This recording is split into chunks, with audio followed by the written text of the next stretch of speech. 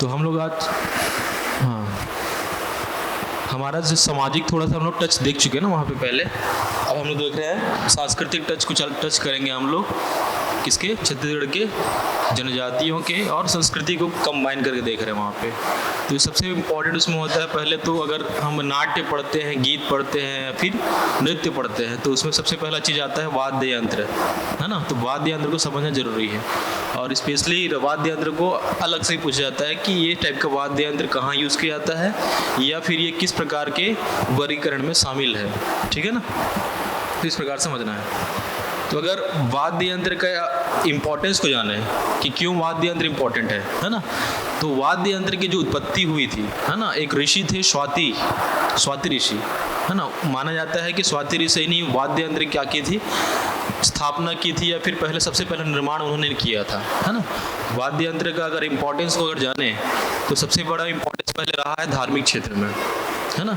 वाद्य यंत्र के अकॉर्डिंग कहीं ना कहीं वो प्रतीक चिन्ह रहे देवी देवताओं के। भगवान श्री कृष्ण की बात करें तो वाद्य यंत्र उनका कौन सा रहा है, बांसुरी रहा है, ठीक है। और देवी देवताओं के पूजा पाठ के लिए, आराधना के लिए हम वाद्य यंत्रों की क्या करते हैं, उपयोग करते हैं। बस्तर के क्षेत्र में अगर देखोगे तो, है ना, बस्तर के क्षेत्र में अगर देखोगे तो बिना मांदर के, हाँ ना, टिमकी ढोलक के बिना वहाँ पूजा पाठ नहीं होता है। अगर छत्तीसगढ़ के मैदानी इलाकों की बात करोगे तो वहाँ गढ़वा बाजा के बिना क्या नहीं होता है, पूजा पाठ नहीं होता। चाहे शीतला माता मंदिर की बात करो, चाहे ठाकुरदेव की बात करो, देखेंगे यार गढ़वा बाजा क्या होता है, ठीक है ना। तो इसके सभी पक्षों को देखें तो सबसे इम्पोर्टेंट पक्ष इसमें समझ में आता है धार्मिक पक्ष, ठीक है। इसके अलावा देखेंगे सामाजिक पक्ष भी है कि जन्म से लेकर विवाह, विवाह से लेकर मृत्यु, संस्कारों में भी हम क्या करते हैं, वाद्य यंत्रों का उपयोग करते हैं। इसका मतलब सुख में और दुख में, दोनों में ही वाद्य यंत्र का उपयोग है कहीं ना कहीं है, ठीक है। आर्थिक अगर परिप्रेक्ष्य में देखेंगे तो विशेषतः जो घसिया और महारा जाति के लोग हैं, है ना, वो निर्माण में भी संलग्न है और इसके वादन में भी संलग्न है, वादन में भी करते हैं। महारा जाति के लोग ज़्यादा बजाते हैं ना, मुख्यतः ये लोग यूज़ करते हैं, और एक दो जातियाँ और हैं, है ना, वो भी है, लेकिन मुख्यतः ये जातियाँ हैं जो इनमें संलग्न है, ठीक है। इसके अलावा व्यक्तिगत भी देखिए वाद्य यंत्र को, तो इंसान सुख में भी गाना सुनता है, वाद्य यंत्र सुनता है, दुख में भी सुनता है ना। झगड़ा हो गया तब भी गाना सुन लेता है, या फिर वाद्य यंत्र, पहले तो वाद्य यंत्र चलते थे ना, अब तो संगीत, वाद्य के बाद तो संगीत आए हैं ना। संगीत बिना वाद्य के संगीत तो बना नहीं है ना। इस प्रकार जब मनुष्य को कंसंट्रेशन करना रहता है तब भी वाद्य यंत्र का उपयोग करता है, और इसमें काफ़ी अभ्यास लगता है ना, काफ़ी अभ्यास लगता है भाई इसमें, ठीक है। और अगर आप सीख गए तो कहीं ना कहीं ये आपको आर्थिक में भी काम आ जाएगा। इसको सीख, जब टैलेंट है तो अपने आप पैसा मिलता ही है, बस ही बात है। तो इसका सामाजिक भी, सांस्कृतिक, जानते हैं संस्कृति इससे प्रमोट होती है कहीं ना कहीं, तो सामाजिक, सांस्कृतिक, धार्मिक, आर्थिक और व्यक्तिगत स्तर पर इसका क्या है, इम्पोर्टेंस है। बात समझ आ गया। तो इस इम्पोर्टेंस को ध्यान में रखते हुए ऋषि मुनियों ने, है ना, ऋषि मुनियों ने है इसको 4 भागों में वर्गीकृत किया है। मुख्यतः 5 में होता है, लेकिन 4 भागों में हम पढ़ते हैं कि 4 भागों में क्या किया जाता है, वाद्य यंत्र को वर्गीकृत किया जाता है, ठीक है। तो सबसे पहला जो टाइप है वो है औनद्य, ठीक है, औनद्य वाद्य यंत्र, आघात वाद्य यंत्र और वितत वाद्य यंत्र। इंग्लिश में बोला जाता है मेम्ब्रोनोफोनिक वाद्य यंत्र, ठीक है। आघात मतलब और वितत मतलब दो अलग चीज़ है ना। वितत मतलब होता है फैलना, वितत मतलब होता है फैलना, स्प्रेडिंग। चूंकि इन सभी वाद्य यंत्र को अगर आप देखेंगे तो कोई वाद्य यंत्र क्या है, एक मुखी मतलब एक साइड कवर है, और कुछ वाद्य यंत्र क्या है, 2 मुखी है, 2 साइड कवर है ना। और कवर जो किया जाता है मुख्यतः चमड़े से किया जाता है, या फिर आजकल तो पॉलीमर यूज करते हैं कई जगह, ठीक है ना। लेकिन मुख्यतः जो है वो चमड़े को फैला कर किया जाता है, उसके ऊपर मढ़ा जाता है ना। इसलिए उसका नाम क्या पड़ गया था, वितत। शब्द अगर समझे तो वितत का मतलब फैलना होता है, चमड़े के फैला के उसमें किए हैं, इसलिए क्या नाम पड़ गया है, वितत। चूंकि उसमें आघात करके आवाज उत्पन्न करते हैं, देखिए ना, लकड़ी से या फिर हाथ से आघात करके क्या करते हैं हम लोग, आवाज उत्पन्न करते हैं, जिससे ध्वनि उत्पन्न होती है, इसलिए उसका नाम क्या पड़ गया, एक आघात भी पड़ा है, ठीक है। और एक आपका नाम याद रखना है औनद्य वाद्य यंत्र, ठीक है। तो इस प्रकार के इसके 3 नाम आपको याद रखने हैं, औनद्य, आघात और वितत वाद्य यंत्र, ठीक है। इसमें लिखा हुआ है कि इसमें एक मुखी द्विमुखी भाग चमड़े पॉलीमर से ढका होता है, लकड़ी या हाथ से आघात करके है ध्वनि उत्पन्न की जाती है। बात समझ में आ गया। और ध्यान देंगे जिस लकड़ी का उपयोग देख रहे हैं यहाँ पे भी लकड़ी उपयोग हो रहा है, यहाँ चमड़े का उपयोग हो रहा है और यहाँ पे भी लकड़ी का उपयोग। लकड़ी को जो क्या कहते हैं लोक भाषा में, बठेना कहते हैं, सुने होंगे बठेना, लान तो जी बठेना ऐसे ही के सुने हो ना। तो जो बजाते हैं जिससे उसका बोलते हैं बठेना बोलते हैं ना, ध्यान देने इस चीज को। तो ये हमारा दिख रहा है आपका 1 बाय 1 देखते हैं कौन कौन से वाद्य यंत्र हैं। ये आपका है ताशा। ताशा मतलब परई के आकार का, परई जानते हो गांव में परई यूज करते हैं, तो स्ट्रक्चर कैसा है, परई के आकार का। परई के आकार के ऊपर क्या किया गया है, कवर किया गया है ताशा। और इसका उपयोग मुख्यतः किया जाता है मुस्लिम समुदाय के पर्वों और उत्सव में किया जाता है। ध्यान देंगे ताशा का उपयोग मुस्लिम समुदाय के पर्व या त्योहारों में उपयोग किया जाता है। ताशा सुनते रहना है, ठीक है। इसके बाजू में आपका दिख रहा है तबला, ये तो सब जानते हैं, लेकिन ध्यान देना लोक भाषा में इसको 2 अलग अलग नाम है। छत्तीसगढ़ी लोक भाषा में 2 अलग नाम है। छोटा वाला जो दिख रहा है उसको हम लोग बोलते हैं काठा, और बड़ा वाला जो दिख रहा है जिसका थोड़ा साइज बड़ा है, फूला हुआ थोड़ा, उसका नाम है दुग्गड़। काठा और दुग्गड़, ठीक है। नेक्स्ट आपको दिख रहा है डफली। डफली तो जानते हैं, है ना, सब गाना सुने होंगे डफली वाले का। तो इस प्रकार का ये दिख रहा है, सिंगल कवर है डफली। इसके बाद ये दिख रहा है आपको दफड़ा या चांग, गढ़वा बाजा का एक मुख्य वाद्य यंत्र ये भी है। चांग या दफड़ा जानते हो ना, शादी ब्याह में सुने होंगे। तो ये है दफड़ा या चांग बोलते हैं इसको। एक पतली डंडी, एक छोटा सा, एक में थोड़ा सा मोटा डंडी यूज किया गया है, ठीक है। इसके ऊपर भी चमड़े को मढ़ा गया है, ठीक है। इसके बाद यहाँ पे दिख रहे हैं, इसको बोलते हैं निशान, गुदुंग भी बोलते हैं। और इसके ऊपर सींग लग गया, फोटो अलग से नहीं है, इसके ऊपर अगर सींग लग गया, ऐसा हिरण का सींग लग गया, तो उसी को बोल देते हैं सींग बाजा। और गढ़वा बाजा का मुख्य जो वाद्य यंत्र यही होता है, निशान। और जो बजाने वाला होता है उसको क्या बोलते हैं, निसन्हा। निशान बजाने वाला निसन्हा, ठीक है। और ये जो दिख रहा है बजाने का वो जो साधन है वो है बठेना, ठीक है ना। तो गढ़वा बाजा आप विवाह में भी सुने होंगे, राउत नाचा में भी सुने होंगे, सुने हो ना, राउत नाचा में भी सुने होंगे। और कहाँ सुने होंगे, जब माता का परघावनी और होता है शीतला माता मंदिर में भी, मड़ई में भी, तो भी यहाँ यूज किया जाता है इसका, ठीक है। बहुत बड़ा। नीचे देख रहे हैं नगाड़ा, जानते हैं होली के उत्सव पे यूज करते हैं नगाड़ा को ना, 2 नगाड़े यूज करते हैं आप, ठीक है। नीचे दिख रहा है खंजरी। खंजरी कुछ नहीं है, देखो डफली है, ये डफली है, उसके साइड में ऐसा पतला पट्टी लगा दी है, ब्लेड लगा दिए, तो क्या बन गया, डफली क्या बन गया, खंजरी बन गया। खंजरी कई जगह खंजरी लिखा है और कई जगह खंजेरी भी लिखा है ना। तो थोड़ा सा परिवर्तित नाम रूप है उसका, लेकिन इसका नाम ध्यान रखना खंजरी कुछ नहीं है। डफली के साइड में प्लेट लगा दी है ना, देखना पतला वाला दिखे होगे सब, तो क्या हो गया वो खंजरी हो गया। नीचे दिख रहा है बिरिया ढोल। जब ढोल थोड़ा सा बड़ा हो गया है ना, स्ट्रक्चर अलग अलग हो सकता है इसका, तो ढोल थोड़ा सा बड़ा हो गया तो उसको बोलते हैं बिरिया ढोल, ठीक है ना। और ध्यान देना ये जो ढोल है चमड़े से मढ़ा हुआ है, दिख रहा है ना दोनों साइड, बीच में ऐसा रस्सी से क्या किया जाता है, उसको टाइट किया जाता है। और जो ये दिख रहा है छोटा सा लोहे का, उसी को खींचते हैं, इसको लोक भाषा में कहते हैं चुटका, चुटका कहते हैं, ठीक है। लिखा देंगे अभी। ये जानते हैं मांदर, मांदर का उपयोग आप देखेंगे पूरी जनजाति जितने भी लोकगीत और नृत्य में बिना मांदर के कोई पर्व नहीं होता है। चाहे सरहुल पर्व की बात करो, चाहे गौर नृत्य की बात करो, चाहे कर्म नृत्य की बात करो, वहां पे आपको मांदर दिखेगा ही दिखेगा। इधर फिर दिख रहा है आपका डमऊ। बिहाव में सुने होंगे डमऊ, गढ़वा बाजा में छोटा सा डमरू है ना। हालांकि डमरू तो अलग होता है शंकर भगवान वाला, लेकिन गांव में इसको डमऊ बोलते हैं, ठीक है। और जनजाति लोग इसको थोड़ा बोलते हैं टिमकी। टिमकी पढ़ेंगे आगे, टिमके भी आएगा अभी, जब जनजाति वाला पढ़ेंगे टिमकी और ढोलक यूज करते हैं ऐसे करके, है ना। तो यहाँ ध्यान देंगे टिमकी। और इसी पे छोटा सा डमरू जो डमऊ दिख रहा है, अगर ये धातु का रहा नीचे, मुख्यतः तो काष्ठ का या मिट्टी का रहता है नीचे, अगर ये धातु का बन गया तो इसी को बोलते हैं रायगढ़ी वाद्य। रायगढ़ी वाद्य, है ना। साइड साइड में क्या लगाते हैं, घुंघरू लगा देते हैं, और धातु का रहता है तो इसी को बोलते हैं रायगढ़ी वाद्य। ध्यान देंगे, रायगढ़ी वाद्य भी क्या है, एक औनद्य वाद्य यंत्र है। ठीक है, ऊपर में दिख रहा है ढोलक, तो ढोलक तो पता ही है आपको। ठीक है, तो मुख्यतः ये चीजें क्या है आपके औनद्य वाद्य यंत्र में आती हैं। इसको समझना है कि चमड़े से मढ़ा जाता है, जो एक मुखी या द्विमुखी होता है, जिसको हाथ से या बठेना का उपयोग करके आप क्या करते हैं, ध्वनि उत्पन्न करते हैं। ठीक है, तो इतना आपको समझना है। क्लियर इतना? नेक्स्ट देखते हैं।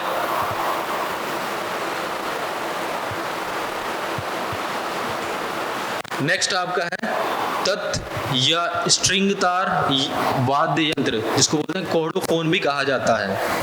तत् मतलब नाम से ही है, तारों के माध्यम से। तत् मतलब तारों के माध्यम से, इंग्लिश में इसको स्ट्रिंग बोल देते हैं, स्ट्रिंग तार।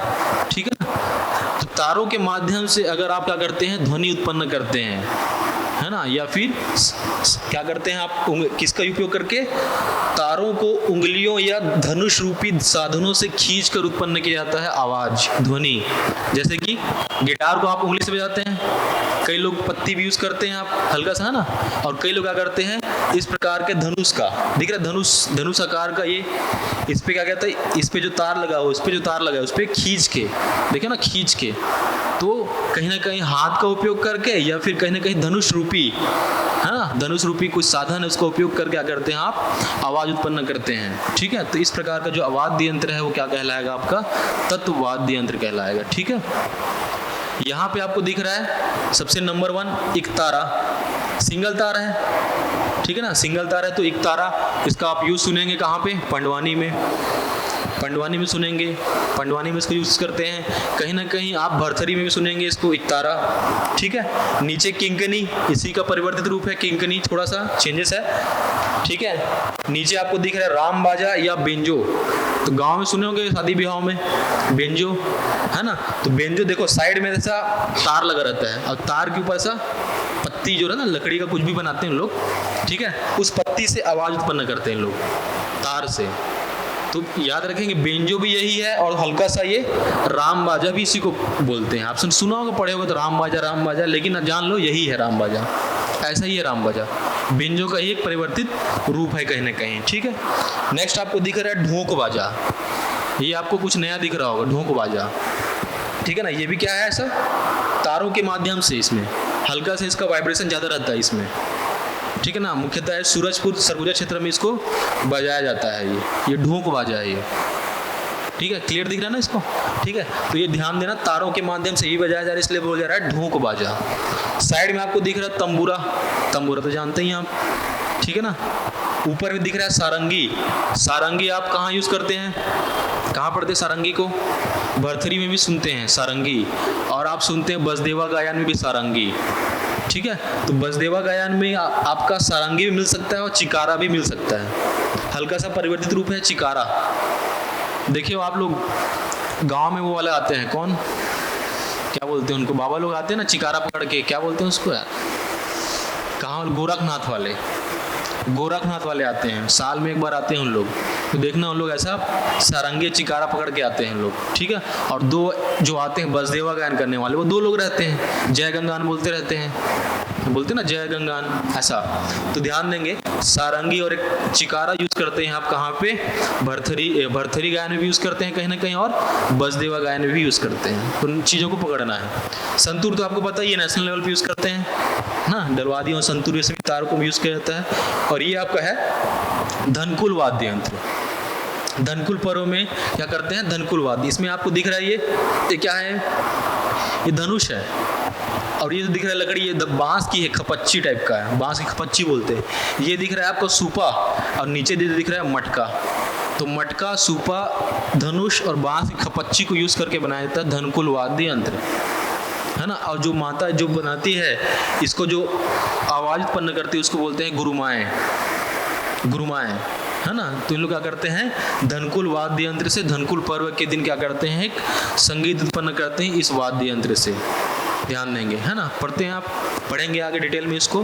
तो ये हो गया आपका तत्व वाद्य यंत्र। तो चीज़ें आपको थोड़ा सा दिमाग में रखना है, ठीक है, दिमाग में चीज़ें रहना चाहिए, फोटो दिखना चाहिए, अपने आप याद हो जाता है वो, ठीक।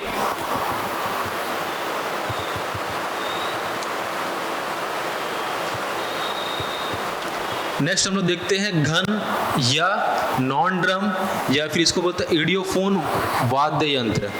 ठीक है, क्या लिखा है इसमें? दो धातु या लकड़ी के वस्तु को टकराने से, दो धातु को टकराने से या फिर लकड़ी के दो वस्तुओं को टकराने से क्या होती है, इसमें ध्वनि उत्पन्न होती है। ठीक है ना, इसमें किसी प्रकार के चमड़े का उपयोग नहीं किया जाता है ना। डिफरेंस समझना चीज़ों में। वितत और अनद्य में चमड़ी यूज़ कर रहे थे हम लोग, यहाँ पे दो धातु और दो लकड़ी का क्या होगा, इसमें संपर्क होगा, जिससे क्या होगी, ध्वनि उत्पन्न होगी। ठीक है ना, तो डिफरेंस समझ से जाना आपको। तो क्या लिखा है इसमें, देखो ध्यान से। झंकार, इसको जानते हैं आप। एक खड़ताल, एक खड़ताल आपने देखा होगा जो राजस्थानी लोग बजाते हैं, है ना, उसका हल्का सा परिवर्तित रूप है ये खड़ताल। ठीक है ना। इसके बाद दिख रहा है यहाँ पे चिटकुल। चिटकुल सुने हो आप, पढ़े होगे। इसी का हल्का सा परिवर्तित रूप होता है चिटकोरा। चिटकोरा कहाँ सुने हो? थापटी नृत्य में आपने हल्का सा पढ़ा होगा। थापटी नृत्य में आप पंचा या चिटकोरा का उपयोग करते हैं। बताऊंगा आगे थापटी नृत्य कैसा होता है। ठीक है ना। इसमें क्या होता है, चिटकोरा में ये यहाँ पे जो दिख रहा है, ये ब्लेड दिख रहा है ना, यहाँ पे साइड साइड में ऐसा पूरा घुंघरू लगा रहता है। साइड साइड में क्या लगा रहता है, घुंघरू लगा देते हैं ऐसा, ये बन जाता है चिटकोरा। और अभी हल्का सा इसमें पत्ती लगा है, ब्लेड टाइप का लगा है, तो ये बन गया है आपका चिटकुल। ध्यान देंगे। ठीक है ना। उसके ऊपर ऐसा घुंघरू जैसा लग गया, इसके जगह घुंघरू लग गया साइड साइड में, पीछे पूरा घुंघरू लग गया, इसी को बोल देते हैं चिटकोरा, है ना। कई लोग पंजा भी बोलते हैं उसको। तो पंजा, चिटकोरा, चिटकुल, ये तीन चीज़ याद रखना है कि किस में आता है, आपका घन वाद्य यंत्र में आता है। ठीक है। नेक्स्ट आपको दिख रहा है तुपकी। तुपकी बस्तर के दशहरा में आप सुनते होंगे तुपकी, नहीं सुने हो? बस्तर के दशहरा में यूज़ किया जाता है इसको, है ना। एक्चुअल में क्या है कि भगवान जगन्नाथ, जानते हो रथ यात्रा होता है भगवान जगन्नाथ का, तो वहाँ पे क्या होता है, बंदूकों से सलामी दी जाती है, गोली से पहले। अब तो नहीं होता है। तो आदिवासी लोग क्या करते हैं, जब बस्तर का दशहरा होता है, बस्तर का दशहरा होता है, तो अब एक्चुअल गन तो यूज़ कर सकते नहीं आप, तो इस प्रकार का एक तुपकी बनाया जाता है ना। मतलब लकड़ी से लकड़ी टच होता है इसमें, और बीच में हल्का सा ये होता है, ये बीज। एक होता है पेंग, पेंग का पेड़ होता है, आदिवासी लोग जानते हैं पेंग का तेल भी बनता है, पेंग का तेल भी बनता है ना। तो ये पेंग का बीज होता है ना। उस बीज को बीच में डालते हैं और क्या करते हैं, इसको प्रेस करते हैं, तो एक फायर जैसा आवाज़ आता है, उसी को बोला जाता है तुपकी वाद्य यंत्र, जो बस्तर के दशहरा में यूज़ किया जाता है। ठीक है। नेक्स्ट आपका दिख रहा है दुड़का। दिख रहा है वो क्या है, दुड़का। लकड़ी का ही बनता है ये दुड़का। ठीक है ना। सेमल लकड़ी का उपयोग करते हैं, ऐसा बोला जाता है। सेमल की लकड़ी का ऐसा बना होता है जिसमें लकड़ी से लकड़ी को टच करके क्या कहता है, उत्पन्न किया जाता है आवाज़, इसको बोलते हैं दुड़का। एक और होता है पिटोरका। एक और क्या होता है, पिटोरका। पिटोरका में ये होता है कि वो प्याले के आकार का होता है, ऐसा प्याले के आकार का होता है, और वो भी सेमल के पेड़ वृक्ष का ही बना है। उसमें किसी प्रकार के आप यूज क्या नहीं करते, चमड़े का यूज़ नहीं करते हो आप, वो लकड़ी का ही बना रहता है, उसको बोलते हैं पिटोरका। तो पिटोरका भी क्या है, एक प्रकार का घन वाद्य यंत्र है। तो दुड़का दिख गया, ये दुड़का। पिटोरका ऐसा प्याले के आकार का होता है, ऐसा कट रहता है प्याले के आकार का, उसको बोलते हैं हम लोग पिटोरका। ठीक है। बाजू में दिख रहा है मंजीरा, तो आपको पता ही है। ठीक है ना। और मंजीरा का एक बड़ा रूप अगर देखें, मंजीरा का एक बड़ा रूप अगर देखें, तो उसका बड़ा रूप क्या होता है, झांझ। सुने होगे झांझ, पंथी नृत्य में मुख्यतः यूज़ करते हैं, या फिर बड़े बड़े जो कलकत्ता के काली में जो पूजा होता है, तो बड़ा बड़ा झांझ यूज़ करते हैं, आप देखे होगे ना। तो ये हो गया आपका मंजीरा, बड़ा हो गया तो झांझ। पंथी नृत्य में झांझ यूज़ करते हैं, है ना। और ये तो आप जानते हैं मंजीरा मुख्यतः रामायण वारायण में होता है, महिलाएं का जब कुछ कुछ करते हैं ना छोटा मोटा, तो मंजीरा तो यूज़ करते ही हैं, है ना। इस प्रकार का ये होता है झाब, घुंघरुओं का जो संकलित रूप है ना। एक साथ अगर घुंघरू को बना दिया जाए तो उसको बोलते हैं आप झाब, नाम समझना है। ये है आपका तिरुडुडी। दिख रहे महिलाएं, आदिवासी महिलाएं, ये स्ट्रिक पकड़ी है और उसके ऊपर हल्का सा लोहे का पत्ती लगा हुआ है, लोहे का इसमें क्या लगा है, पत्ती जैसा लगा है, लोहे का पत्ती, इसको बोलते हैं तिरुडुडी। जब गौर नृत्य करते हैं, जब गौर नृत्य करते हैं तो पुरुष जो है क्या बजाते हैं, मांदर, और महिलाएं क्या पकड़ी रहती है, तिरुडुडी। एक और नृत्य पढ़ेंगे आप, दंडामी नृत्य। दंडामी नृत्य में भी दंडामी महिलाएं क्या करती हैं, तिरुडुडी का उपयोग करती हैं। तो यही है आपका क्या है, तीर टूटी। इसमें भी क्या हो रहा है, धातु लोहे का धातु से पत्तियों से टच हो रहा है, इसलिए क्या हो गया, ये भी घन वाद्य यंत्र है। ठीक है ना। तो इसका प्रकार से आप समझना। एक लास्ट है आपका मुयांग। मुयांग मतलब घंटी, जो नॉर्मल आप मंदिर में घंटी देखते हैं ना, उसी का गोंडी भाषा में परिवर्तित रूप है मुयांग। कई बार देखते हैं इस प्रकार का भी घंटी भी होता है, इस प्रकार का घंटी भी होता है जो जानवरों को बांधा जाता है ना, है ना। तो इस प्रकार का आप समझते हैं चीज़ों को कि ये क्या है, आपका घन वाद्य यंत्र है। तो मुयांग हो गया, यहाँ भी लोहे से लोहे टकरा रहा है, लकड़ी से लकड़ी टच हो रहा है तब आवाज़ उत्पन्न हो रहा है। वहाँ भी क्या हो रहा है, झंझकार में भी सेम, यहाँ पे खड़ताल में भी, और चिटकुल, चिटकोरा, नीचे तुपकी, दुड़का, मंजीरा और झाब। तो इसमें कहीं ना कहीं दो धातुओं को टकराकर या दो लकड़ियों को टकराकर क्या कहता है, ध्वनि उत्पन्न की जाती है। इसको हम क्या कहते हैं, घन वाद्य यंत्र। ठीक। नेक्स्ट लास्ट है हमारा सुशिर या वायु यंत्र, है ना। यहाँ पे आप सुशिर की जगह षटकोण की सा भी कर सकते हैं, टाइपिंग में हल्का सा मिस्टेक है ना। तो सुशिर या वायु यंत्र एरोफोन कहा जाता है। ठीक है। तो नाम सही है, सुशिर और वायु मतलब मुंह की वायु को किसी साधन में भरकर और उसको नियंत्रित करके क्या करते हैं आप, ध्वनि उत्पन्न करते हैं। जैसे कि बांसुरी को ही ले लो आप, बांसुरी को ही ले लो आप। बांसुरी में क्या करते हैं, मुंह से हवा भरते हैं यहाँ पे, ठीक है। और जब मुंह से हवा जब अंदर भर जाती है ना, उसको क्या करते हैं आप, उंगलियों को नियंत्रित करके क्या करते हैं आप, ध्वनि उत्पन्न करते हैं। तो यही सिस्टम सभी आपके सुशिर वाद्य यंत्र में देखने को मिलेगा कि मुंह से हवा भरा जा रहा है और उससे क्या किया जाता है, कहीं ना कहीं एक ध्वनि उत्पन्न की जाती है। तो इस प्रकार का वाद्य यंत्र क्या कहला रहा है आपका, सुशिर या वायु यंत्र, या फिर एयर से तो एरोफोन इंग्लिश में। ठीक है। तो आप देख रहे हैं इधर ध्यान से, यहाँ से हम देखते हैं बांसुरी स्टार्ट करते हैं एकदम, है ना। आप बांसुरी ज़्यादा समझेंगे अच्छे से। बांसुरी तो जानते ही हैं आप, भगवान श्री कृष्ण का मुख्य जो है ना वाद्य यंत्र यही बांसुरी है। तो ये बांसुरी दिख रहा है कि मुंह से हवा भर के इसमें क्या किया जाता है, ध्वनि उत्पन्न की जाती है। नेक्स्ट आपको दिख रहा है मोहरी, जानते हैं शादी ब्याह में जानते हैं मोहरी, दिख रहा है ना, विजिबल है ना मोहरी। मोहरी जानते हैं, महारा जाति के लोग इसको मुख्यतः यूज करते हैं, इसलिए इसका नाम पड़ गया मोहरी। महारा जाति के नाम के कारण क्या पड़ गया इसका नाम, मोहरी। और सामने दिख रहा है ये हल्का सा धातु का बना होता है, बीच का हल्का सा कास्ट का बना होता है, और जिससे बजाते हैं मुंह के पास, वो होता है ताड़ वृक्ष का पत्ती। जहाँ पे देखे ना मुंह से टकराते हैं जिसको बजाते हैं, वो होता है ताड़ वृक्ष की पत्ती होती है वो। तो इस प्रकार से बनता है आपका मोहरी, है ना। नेशनल लेवल पे हल्का चेंज हो गया तो उसको बोलते हैं सहनाई, है ना। तो मोहरी या फिर सहनाई। तो मोहरी भी क्या है अपना, गढ़वा बाजा का मुख्य वाद्य यंत्र है ये भी, है ना, गढ़वा बाजा का मुख्य यंत्र है। आगे दिख रहा है आपका सुलुड। सुलुड मतलब छोटा सा बांसुरी, बांस का उपयोग करके बनाता है सुलुड, है ना। बांस का ही उपयोग करके आप बनाते हैं, आप सुलुड बनाते हैं। तो ध्यान देंगे कई जगह गलत लिखा जाता है, सुलुड कुछ भी बोल देते हैं, सुलुड यही है भाई, बांस का छोटा सा बांस जो दिख रहा है बांसुरी टाइप का, यही आपका क्या कहलाता है, सुलुड। ऊपर में दिख रहा है हारमोनियम या रहीमुनिया बोलते हैं, और गांव में तो पेटी बोलते हैं ना, पेटी, छोटा भाषा में पेटी बोल देते हैं इसको। तो हारमोनियम या फिर रहीमुनिया या फिर पेटी। अब इसको बोलेंगे सर साथ मुंह से हवा नहीं भर रहे हैं, बोल रहे हैं ना, इसमें तो मुंह से कुछ हवा नहीं भर रहा है, हाथ से बज रहा है इसमें। तो ध्यान देना, अंदर की स्ट्रक्चर को अगर समझोगे, अंदर में हवा भरता है, अंदर की स्ट्रक्चर अगर देखोगे ना खोल के, तो उसमें हारमोनियम के अंदर हवा भरा जाता है, कृत्रिम रूप से जब दबाते हैं तो अंदर हवा भरता है, देख रहे हैं ना, ऐसे देखना, इसको हवा भरते हैं ऐसे हाथ से, हवा को नियंत्रित करते हैं, तो इसमें भी वायु को भरा जा रहा है, लेकिन यहाँ मुंह से नहीं भरा जाता है, कृत्रिम रूप से जो हवा है उसको क्या कहता है, भर के उसको नियंत्रित किया जाता है, तब इसमें क्या होती है, ध्वनि उत्पन्न होती है।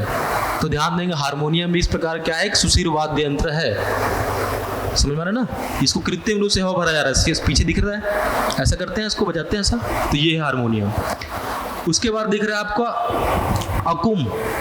तो किसी भी जानवर के जो सींग होता है ना, जैसे कि मुख्यतः तो भैंस के सींग का उपयोग करते हैं, तो सींग का उपयोग करके क्या कहते हैं, वाद्य यंत्र यहाँ से फूंकते हैं, यहाँ से एक हल्का सा मतलब फैला हुआ रूप आपको दिखेगा, मतलब ज़्यादा ही वाइब्रेशन होगा इसमें, है ना। तो इस प्रकार के एक वाद्य यंत्र क्या कहलाता है आपका, अकुम। अकुम, ये आपका है बांसुरी, बांस का बना हुआ बांसुरी, बांस का बना हुआ बांसुरी, या फिर बांस का अलग से एक बड़ा सा एक क्या होता है यूज होता है वाद्य यंत्र, जिसको बोलते हैं आप बांसुरी। आप पढ़ेंगे जब बांस गीत, बांस गीत में यहाँ पे दिखेगा आपको एक बांस को बजाता है और एक क्या करता है वादन करता है, ठीक है ना, तो उसमें उसको बंसाखार बोला जाता है, ठीक है, तो उसको पढ़ेंगे बांसी या बांस भी बोलते हैं। आगे दिख रहा है आपका बीराखाली नेफी या करनाल, ये आपने पढ़ा होगा, पीएससी में पूछा गया था। बीराखाली नेफी करनाल जो है दंतेश्वरी माता के मंदिर में क्या किया जाता है, पूजा में यूज किया जाता है। तो इसी प्रकार का स्ट्रक्चर होता है बीराखाली या नेफी का, ठीक है, और करनाल होता है इस प्रकार का, इस प्रकार का क्या है करनाल यूज होता है। तो यह ध्यान देंगे बीराखाली नेफी करनाल तीनों भी क्या है एक सुशिर वाद्य यंत्र है, ठीक है। साइड में दिख रहा है आपको अलगोजा, ध्यान देंगे कई जगह नेट में उल्टा सीधे लिख दिया अलगोजा को, अलगोजा यही है डबल बांसुरी, और इसको यहाँ पे मुंह में दोनों को ऐसा डालेंगे ना, और वहां से क्या होगा एक ध्वनि उत्पन्न होगी जिसको बोलते हैं आप अलगोजा, डबल बांसुरी मतलब अलगोजा, ठीक है, ऐसे बजाते हैं देखे होंगे बहुत लोग अलगोजा। तो ये हो गया करनाल। ये आपका दिख रहा है तुरही, तुरही इसको बोलते हैं तुरही, दिख रहा है अलग से हल्का सा, यहाँ से आपको मुंह से आवाज भरते हैं आपको तुरही टाइप का, उसमें देखे होगे ज़्यादातर इस प्रकार का स्ट्रक्चर। आप स्काउट गाइड एनसीसी में जाते हैं तो इस प्रकार का भी वाद्य यंत्र देखने को मिलता है ना, तो जनजातीय क्षेत्र में इसको क्या बोलते हैं तुरही, है ना, उसका आवाज इस हल्का सा रहता है इस प्रकार का, तो इसलिए बोलते हैं इसको तुरही। साइड में दिख रहा है आपको तोड़ी, तोड़ी देखे होंगे आपके, जब घड़वा शिल्प की बात करें, डोगरा आर्ट की बात करते हैं तो ये आपको बना हुआ मिलता है ऐसा, ये आपका ऐसा बना हुआ मिलता है ना, तुरही बोलते हैं जिसको, सॉरी तोड़ी बोलते हैं जिसको, ठीक है ना। तो इस प्रकार का बहुत सारे वाद्य यंत्र आपको यहाँ पे देखने को मिल रहे हैं। करनाल हो गया, तुरही, तोड़ी, बांसुरी, मोहरी, सुलुट, हारमोनियम, अकुम, बांसी, बीराखाली, नेफी और अलगोजा। इस प्रकार का वाद्य यंत्र क्या कहलाता है आपका सुशिर वाद्य यंत्र कहलाता है, जिसपे मुंह से हवा भर के या फिर कृत्रिम रूप से हवा भर के क्या की जाती है ध्वनि उत्पन्न की जाती है, ठीक है।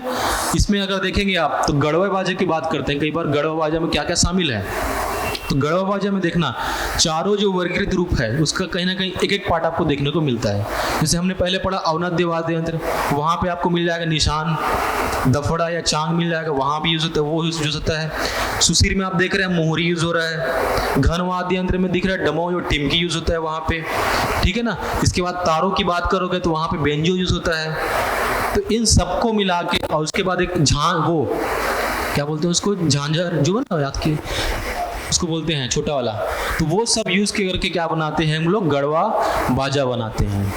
तो गढ़वा बाजा में क्या क्या शामिल है, तो ये 5 चीजें शामिल होती हैं, ठीक है, जैसे समझ गए, चलो ठीक है फिर।